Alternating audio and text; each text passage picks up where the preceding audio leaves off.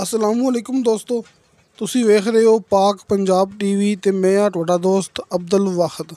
दोस्तों माशाल्लाह अज मैं तुहाडे वास्ते ये 200 कनाल दोस्तों 200 कनाल बहुत ही अच्छी ते बहुत ही पायदार ये ज़राई ज़मीन की वीडियो लैके हाज़र होया। इंशाअल्लाह उम्मीद है कि भरावां नूं ये बड़ी पसंद आवेगी। दोस्तों माशाल्लाह ये 200 कनाल ज़मीन अपने कोले ये ज़राई दे नाल नाल कमर्शियल भी है। तुसीं इत्थे अपना कोई कारोबार भी शुरू कर सकते जी। कोई फार्म हाउस, डेयरी फार्म या फिर पोल्ट्री फार्म तुसीं इत्थे बना सकते जी, क्योंकि इहदा माशाल्लाह कारपेट रोड ते दोस्तों इहदा कारपेट रोड ते 700 फुट फ्रंट है ये 200 कनाल ज़मीन का। तो डेरा भरावां दिखा चुके हैं, दोबारा फिर विखांदे पे हैं। तो डेरा तुहानूं इस ज़मीन के अंदर मिलेगा जिहड़ा कि बकायदा लेंटर शुदा है। दोस्तों ये 200 कनाल के हिसाब नाल ये ज़मीन बनती पई है 25 एकड़ कि 25 एकड़ अपने कोले ये ज़राई ज़मीन है, क्योंकि इलाका है चकवाल का। तो भरावां नूं पता है कि उस साइड की गिनती होंदी है कनाल की। दोस्तों ये लिंक रोड है, ये आपां भरावां नूं विखांदे पे ना। दोस्तों ये लिंक रोड है, एक कारपेट रोड है। तो माशाल्लाह इस कारपेट रोड ते इंदा 700 फुट फ्रंट है। दोस्तों एक मरबा ज़मीन है कि 25 एकड़ यानी एक मरबा, यानी कि दोस्तों तुसीं इनू 200 कनाल भी कह सकते जे, एक मरबा भी कह सकते जे, तो 200 कनाल भी कह सकते जे।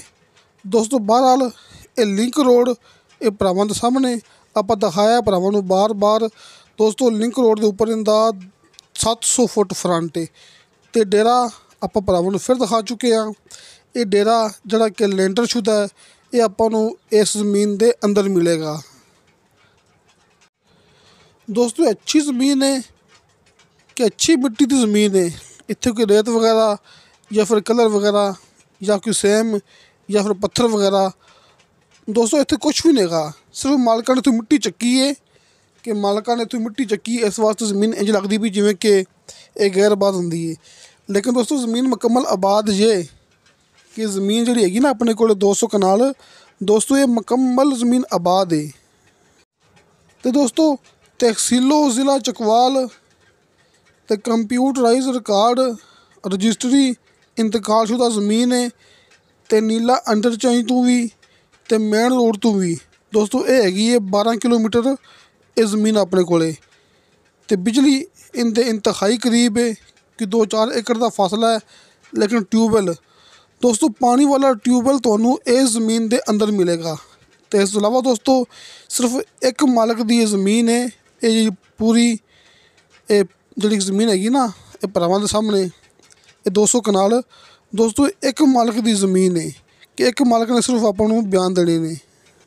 तो दोस्तों इनकी डिमांड की है मालक ने ये डॉक्टर मुनीर ऐवान साहब के मुताबिक 2 लाख रुपया।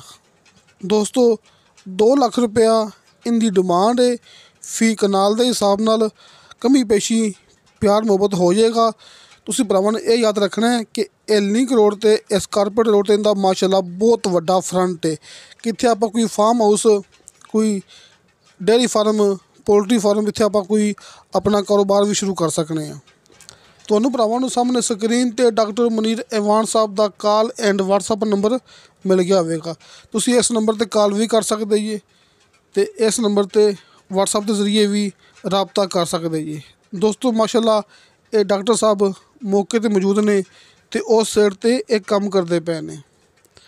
तो दोस्तों तुहानूं साडी वीडियो पसंद आवे, साडी वीडियो लाइक तो शेयर ये ज़रूर करो। इंशाअल्लाह ताला मिलांगे अगली वीडियो ते। अल्लाह हाफिज़।